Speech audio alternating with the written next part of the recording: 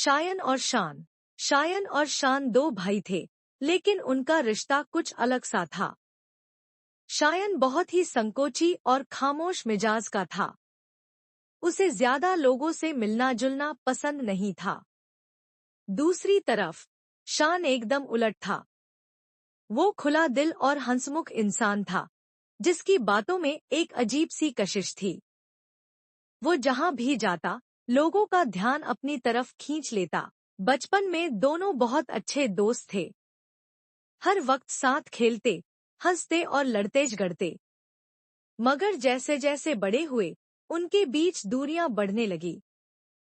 शायन को लगता था कि शान हमेशा सबकी नजरों में रहता है और वो खुद कहीं पीछे छूट जाता है।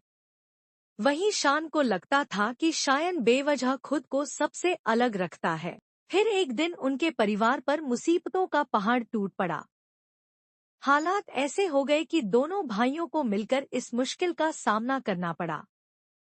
शायन को अपनी झिझक तोड़नी पड़ी और शान को अपनी जोशीली फितरत को थोड़ा काबू में रखना पड़ा।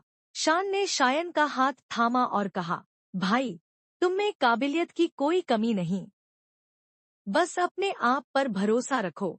शायन ने पहले तो हिचकिचाहट दिखाई, मगर शान के साथ ने उसे हिम्मत दी।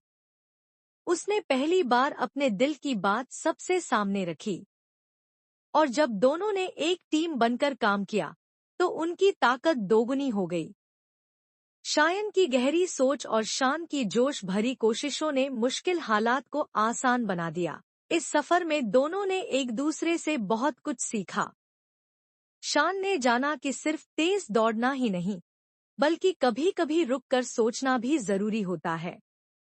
और शायन ने सीखा कि अपनी आवाज को दबाना नहीं, बल्कि अपने जज्बात को दुनिया के सामने लाना जरूरी है। आखिर में दोनों ने अपनी अलग अलग खूबियों को अपनाया और उनकी यही अलगियत उनकी सबसे बड़ी ताकत बन गई।